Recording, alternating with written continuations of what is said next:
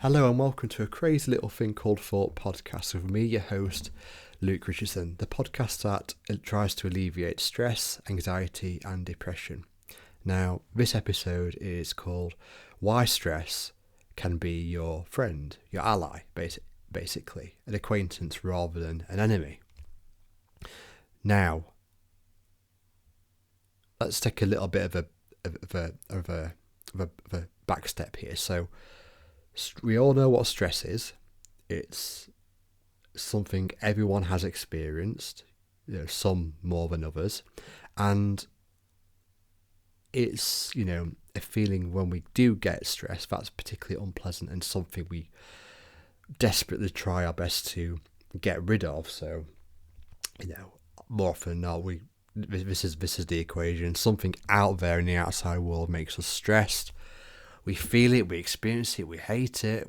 Like, what is this? And we try our best to alleviate it. So we, watch football, or we drink alcohol, or we have sex, or, all sorts of different ways to, alleviate it. We take drugs, or,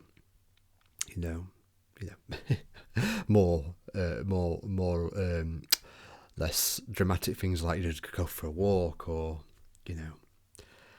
cook or bake, things like that. We do, you get the idea. We do things to get rid of it, and this is the turning the tables of this a little bit. Stress can actually be a good thing, and we'll go back to what we've explained in previous podcast episodes, where we live in a world of thought. Thought is the missing link between all us and our mental health. So if you're having, negative thoughts, you're going to think negative. If you're having positive thoughts, you're going to think positive. The equation's that simple, but the thoughts aren't you. I've explained this previously again. The thoughts are just an illusion of you. You are more than the thoughts you experience. Now, when you understand that, this is where the podcast title becomes more relevant, because being stressed can be an indicator, a sign that you've just gone astray. The stressful thinking that you've developed is taking you on a seductive journey of who you really are. An illusion, as such.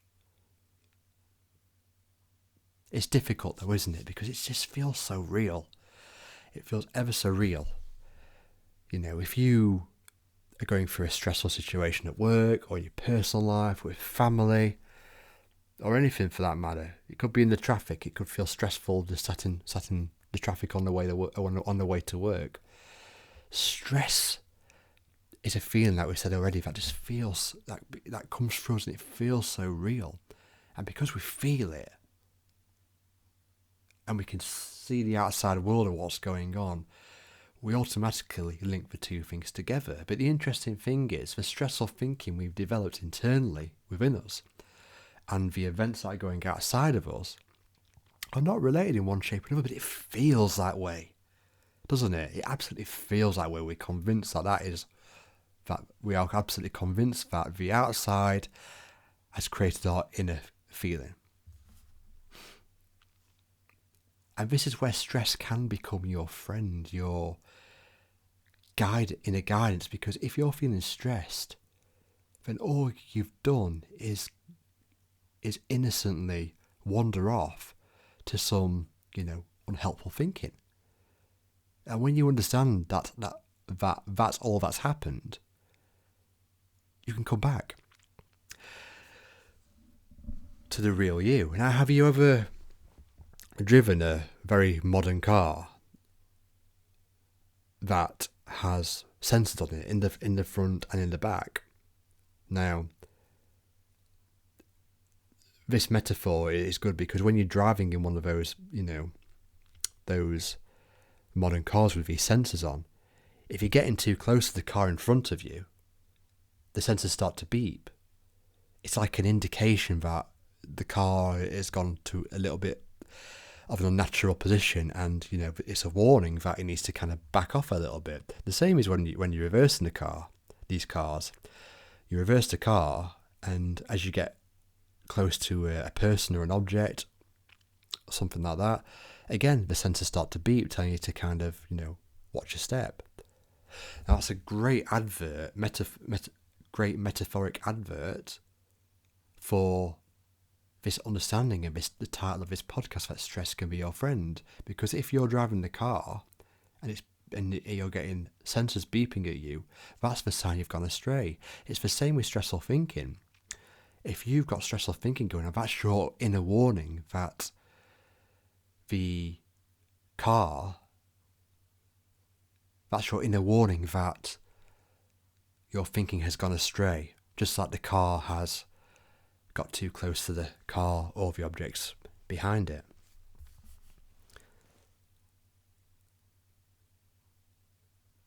You are more than the stress you develop on a day-to-day basis. It's not easy. I'm not saying it's easy. I had a situation earlier today personally myself where, I won't name what it was, but I could feel the anger, the stressful anger building up in me. And I kind of didn't do the solution to the best of what I could have done, but I saw enough in it to kind of not do anything too destructive. And that's what I'm getting at. When you can see stress as your friend, your ally, and start to get comfortable with it, know what it is, and know how to back off when you need to, it gives room within you to do the right thing. If you've got a lot of stressful thinking going on, a lot of tension, a lot of noise, a lot of upset, then in certain situations in the outside world, because you're internally generating all this aggravation, you might do things that you might regret later on. How many times have you done something in your life and thought, oh, that wasn't a particularly very good idea, oh, I could have done this better, oh, I could have done that better, maybe I should say sorry to this person because that was a little bit below the belt. We've all had those situations, haven't we? All those examples. Now, when you learn about how the mind works, when you learn how stress is not something to be afraid of, that it can be something to help you just to get back on the bike. My kids have started to learn how to ride bikes recently. They're 5 and 7 years old, they're both girls. And at first they were riding their bikes, and they were falling off all the time. And all of a sudden the penny dropped of how to do it, and they got it, they understood it. That's the same thing here. When you develop an understanding of how the mind works, just like how kids and people develop an understanding of how the physics of riding a bike works, life starts to get easier because it's just a game that's being played. When you understand how stress can be your friend, you learn to kind of just ease off the gas pedal a little bit with it, then you'll have a lot more room, as I say, to make the better decision than you could ever have dreamed of, because otherwise you have a lot of mental clutter going on.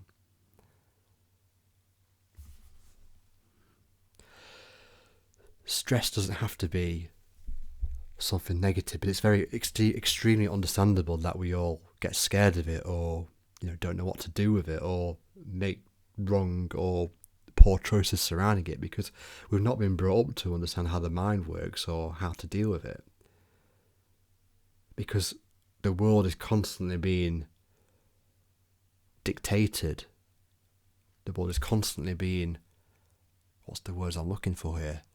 The world's constantly being demonstrated to that something out there is causing something in here. Hopefully that makes sense.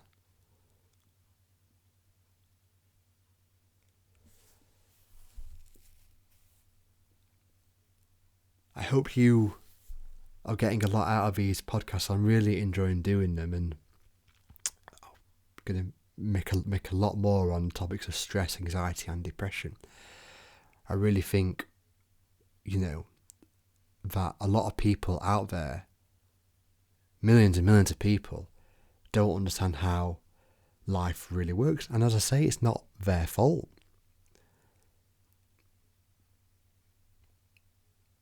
It's like going back to the bike example again. If a kid has never learned how to ride a bike and they get to adult ages without learning how to ride a bike, we naturally aren't we inclined to think, oh, crikey, someone who's 19, 20, 21, 22, older and doesn't know how to ride a bike. We get a little bit judgmental about it, don't we? Like, how on earth have they not learned to ride a bike? But if they've not learned how to ride a bike, how can they be blamed for not being able to ride a bike? And it's the same with how life really works. If you're not taught from a young, if you listen to this podcast and other people who aren't even watching this podcast don't know or don't understand how life really works, how can you be blamed for misunderstanding where your stressful thinking might be coming from? It's innocent. You can't be blamed for it. No one can be blamed for it.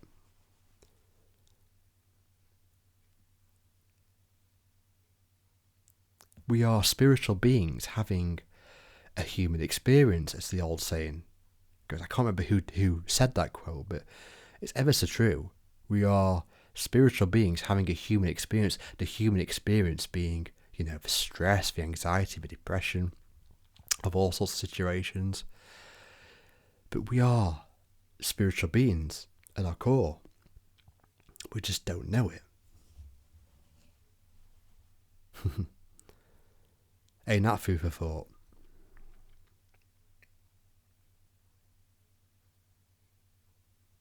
I don't want to speak too long on this one today, but yeah, let's just recap this week's recording, shall we? So, stress is what it is. It's it's something we create within our own minds, no matter what's going on in the outside world, and misunderstanding where that stress source is coming from creates the suffering that we go through. And we tend to blame it on outside things. My wife is pissing me off. My husband's annoying me. The kids are driving me crazy. Work's bumming me out. My friend let me down today. My football team lost. The list is endless of what we think is causing our aggravated, stressful thinking. But the two, as I say, aren't related.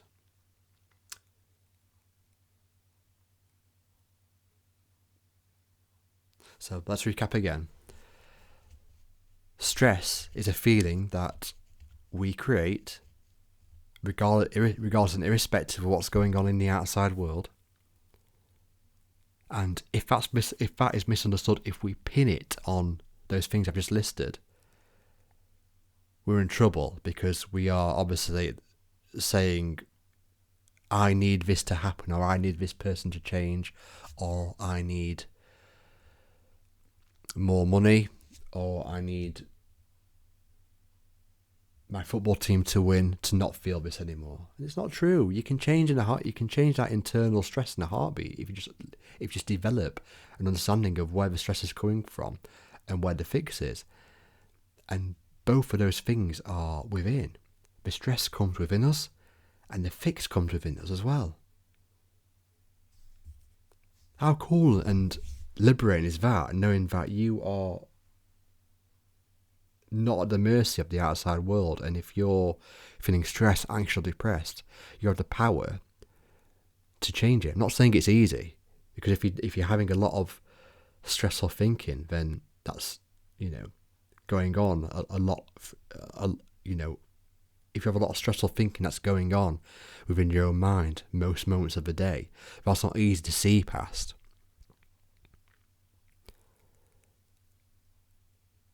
That's not easy to see past if you've got a lot of head noise going on. It's when you start to back off, like the car example again, start to, listen to the sensors and move away from the danger. That's when you have the freedom to have understanding to come through. Isn't that cool and wicked? This is not to say that if you have a lot of situations that are running wild in the outside world, that you don't use your you don't fix those situations to the best of your ability. But when you understand that your psychology and what's going on out there is not linked, you can deal with those situations in the outside world much better, because stress can be your friend with it. I'll give you an example, shall I? So, I've got children. You guys might have children as well, so this example will probably resonate to you a lot more than people without children, but kids can be kids, and one minute they're the best thing ever, and the next minute you just want to tell them to calm down, and they're stressing you out, blah blah blah.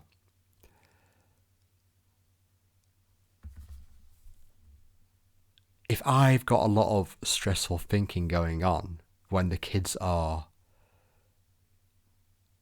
being a pain in the arse, shall we say it politely, then I'm probably not going to deal with that situation particularly very well as a parent, am I? If I approach my children and with negativity going on in my mind, stressful thinking going on, approach my situation, I'm probably going to do it poorly. I'm probably going to, raise my voice a bit too much. I'm probably going to, make the wrong decisions. Whereas if I approach the situation with a calm demeanour instead, then I can be the best parent ever. And sometimes I go through this. Sometimes I think, right, I just need to take a bit of a second just to kind of get my bearings right. Then I'll approach the living room and sort the kids out with whatever argument that they're having to the best of my ability. But I don't always see that in the moment, because this is the power of what we go through called life. It's very seductive. And if you've got a lot going on within the noggin, it's hard to see past and make the best choices. I'll try and give another example, because not everyone has children, do they? So, work. A lot of people work with and without children. Now, let's use this example. So you go into your day job. You open your email up. How many people in corporate world have been through this situation? And you've got 25 emails from that you've not read yet, and about 5 of them are ! Redded. So just for people's benefit who've never worked in the corporate world before, a lot of emails in corporate world working sometimes get red exclamation marks them to highlight how important they are to the person sending them, and they come with a lot of urgency. They need, like, this situation needs sorting ASAP. How many people, I've been through that situation a lot. I'm sure you have as well in work. If I'm going into that situation with a noisy mind, a stressed mind, tense and anxious, feeling low and depressed, and I read all those emails and think it's a good idea in my low state of mind to tackle those emails, I'm probably going to probably again make a dog's dinner of it, a poor job of it. Whereas if I read the emails and I think, okay, let me relax here. The first thing I need to do before I even read the emails is relax. Relax to let the wisdom come through, like I've been saying. Let the space within come through me so I can tackle these problems to the best of my ability. I'm probably going to hit those emails. Not perfectly, I'm not saying perfectly, but a lot better than if I go in with, like a bull in a china shop trying to sort them out. I'll be able to develop a better understanding with the people sending the emails, a better working relationship with them. I'll be able to sort out their problem the best way that it could be possibly sorted out. It's simple, isn't it? It's easy to talk about like I'm talking about, but putting into real life practice is difficult if you lack understanding of what really is going on within our own minds.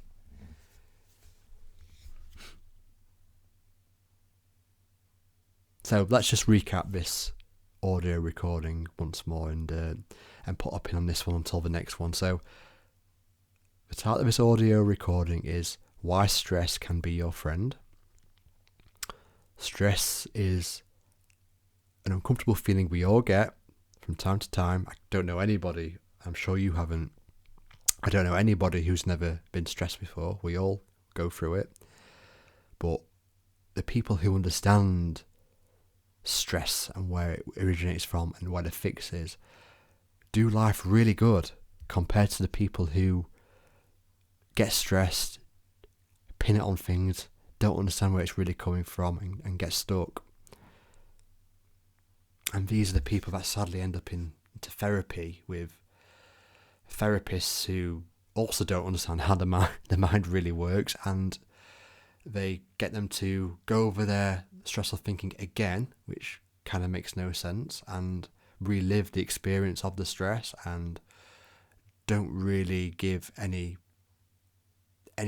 that really works to alleviate it. Sometimes if they do, sometimes they'll give, methods that work, and they might work permanently or temporarily, but it might only work for a few select people.